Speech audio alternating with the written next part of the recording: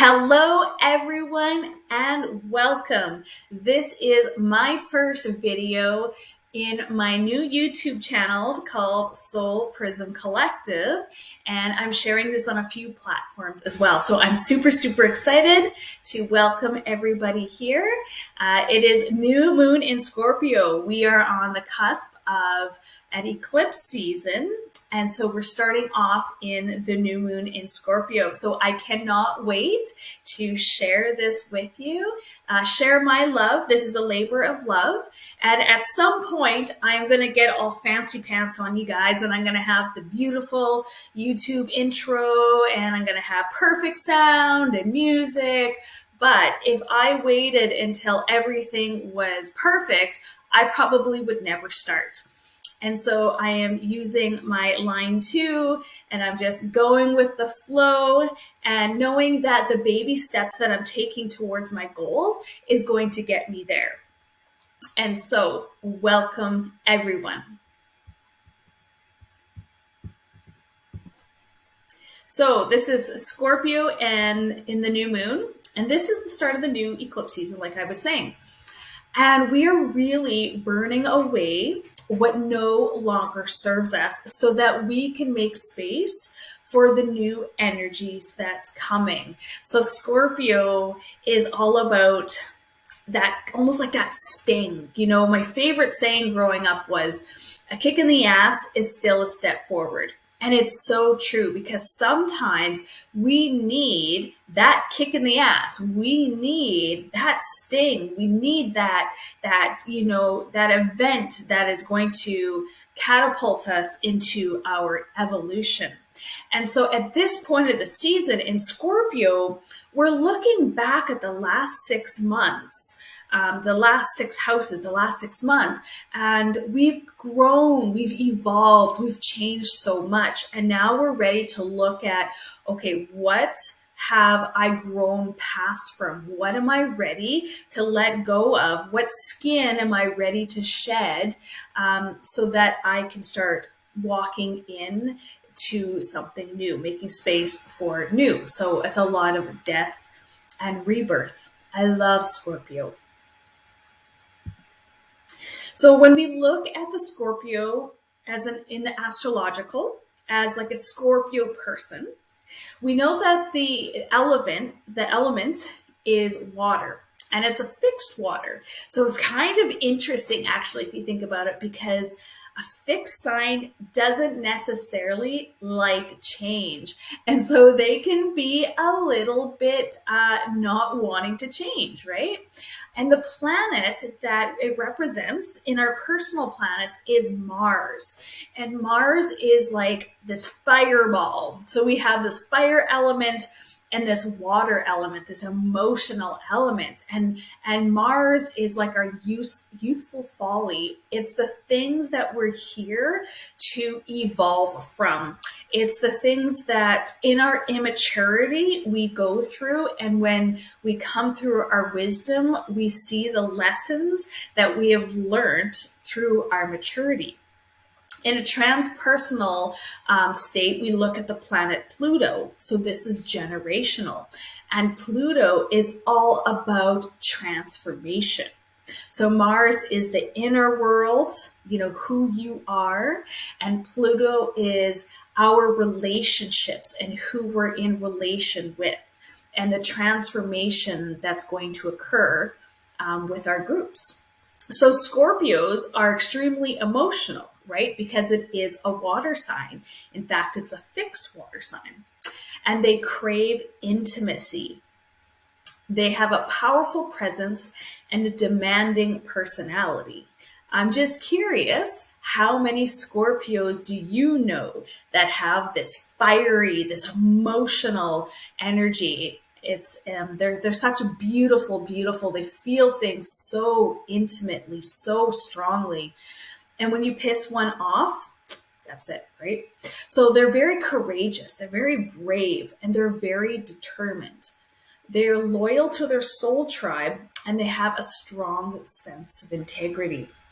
Scorpios also can be jealous, right? There's always a double-edged sword when we look at every astrological sign. So there is a tend to be jealous. There is a competitive nature to them, and they can be a little bit secretive.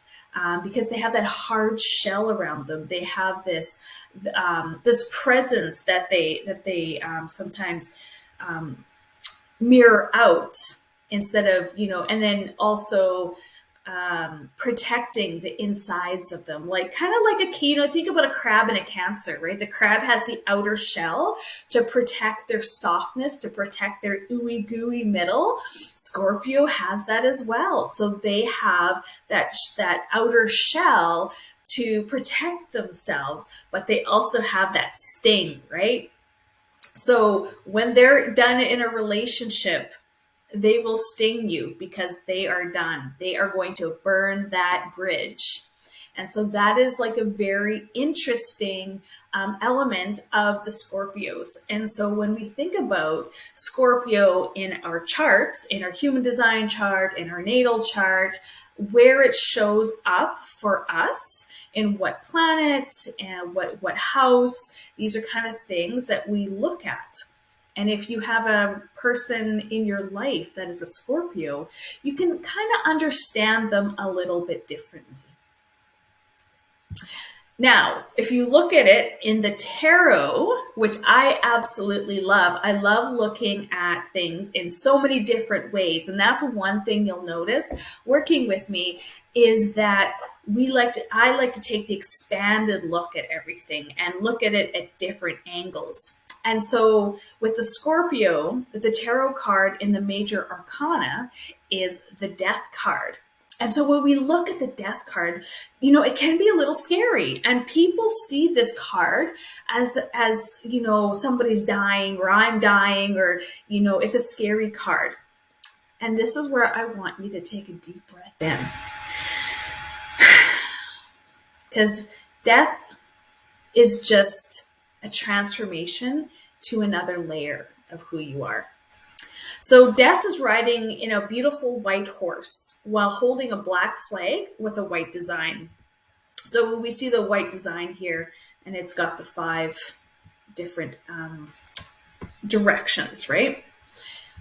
And we see that there's a skeleton, which represents the bones being part of the human body existing after death, right? So death doesn't mean final. Death means, almost like a rebirth. When we die, we come back, we rebirth, we transform. And it's very interesting that you see that the skeleton has a suit of armor, a protection, right? So it has that shell, just like the Scorpio. And so this gives him his invincibility, signaling that no one can really destroy death. The white horse that he rides on is for purity because, death purifies everyone. And we think about the Mars and the fire, right? Fire is also a way of purifying. And so death is a way to come back again, to be reborn. And so when you see beneath him, and I'm just going to get out here for a second. So when you look at behind, like underneath him, you see that there's all different classes that are underneath him, because this means that death comes for everybody. It doesn't matter how much money you make. It doesn't matter what color you are. It doesn't matter, whether you're male or female or trans or pan or whatever, right? Death comes from us all. And we experience multiple layers of death in our lifetime, whether it's an ego death, whether it's a death of a relative or a friend, whether it's a death of a season in your life or a job, right? We always have this reminder that it always, it's an evolution. It comes, but it's not the last card in the tarot deck, right? I think it's actually like number 13 in the tarot deck, if I'm correct, right? So it's in the middle.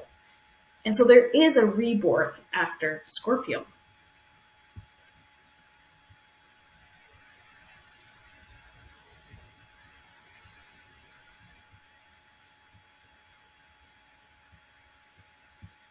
All right. So now we're going to look at it in the human design aspect.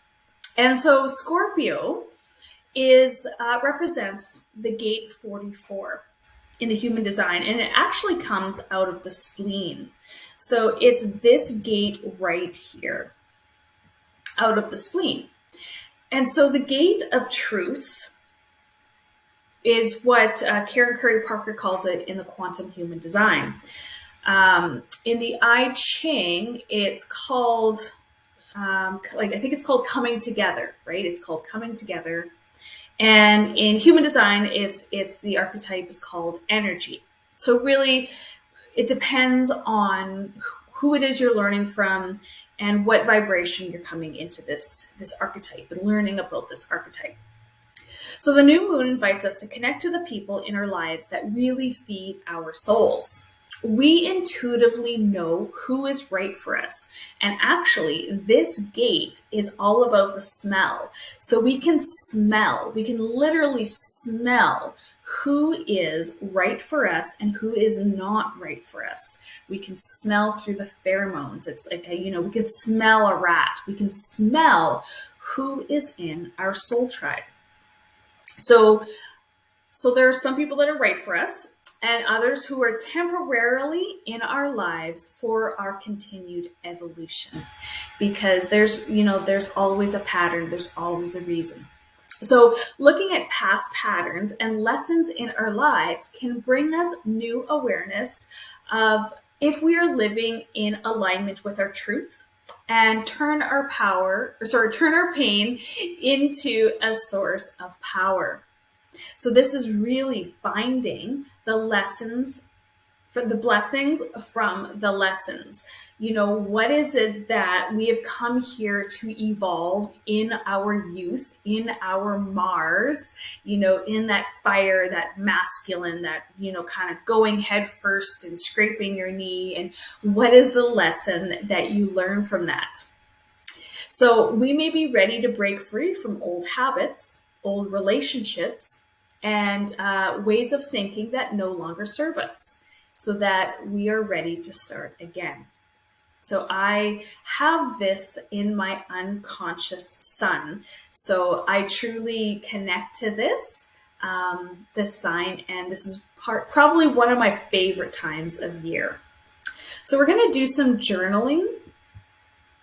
And here are some journal prompts that I want to share. So definitely hit the pause button, and so that you can really connect to these journal prompts and you can really do the work, because information is great, is absolutely great, but you're not going to get the transformation until you do the inner work. And this isn't something that I can do for you. You can lead a horse to water, but it's not until the horse actually drinks that it's going to get its nourishment.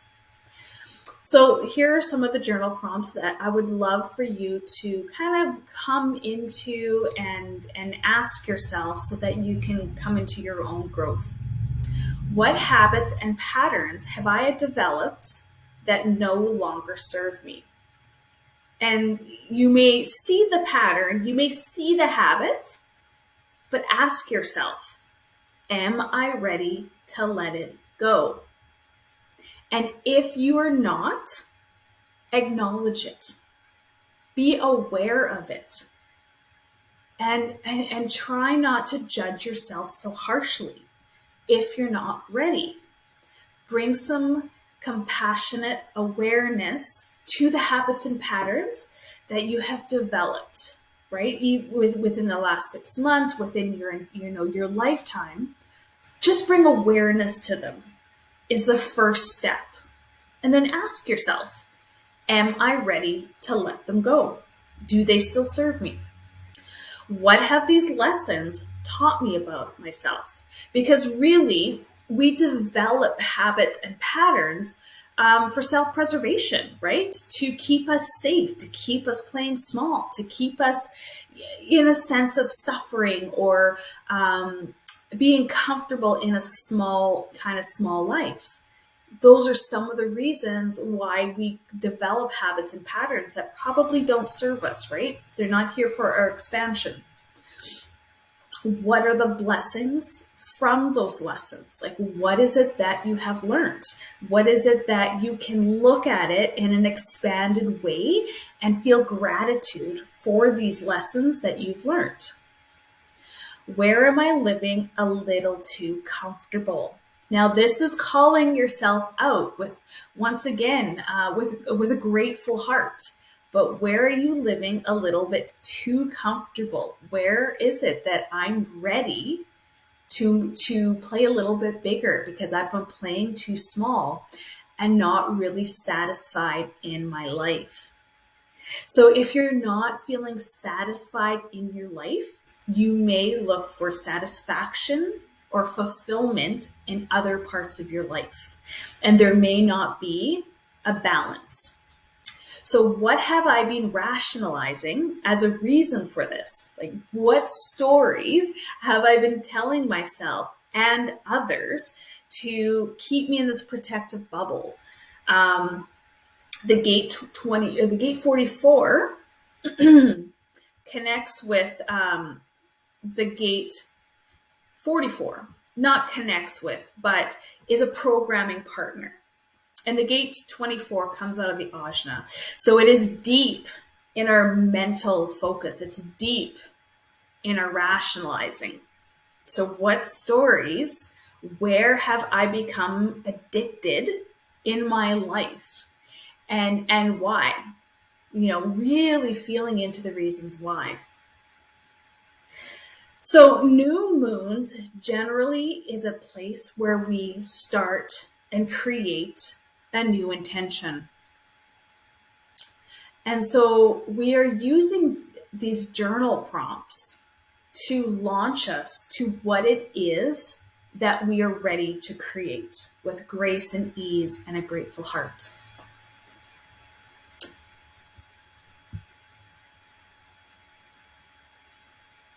So if you are going to set an intention tonight or in the next day or two, I want you to focus on this. When you make your intention, keep it expansive, keep it open-ended.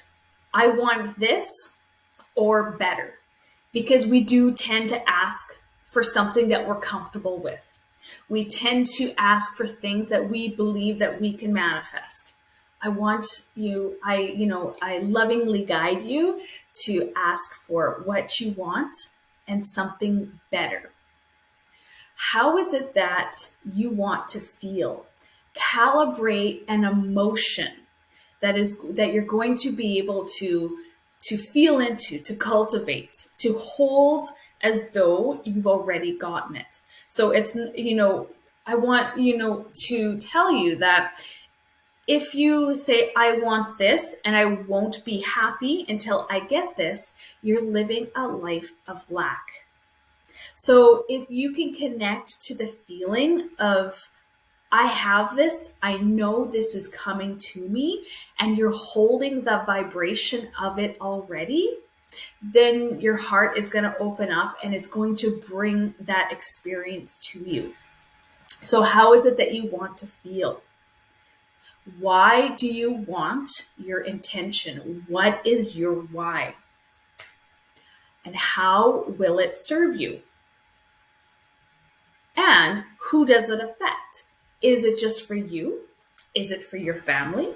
Is it going to affect other people in your community? And how can you stay in the vibration of receiving and playing with divine timing? So these are a lot of questions, but this is really going to set you up for success when you are holding the vibration of the intention that you're setting.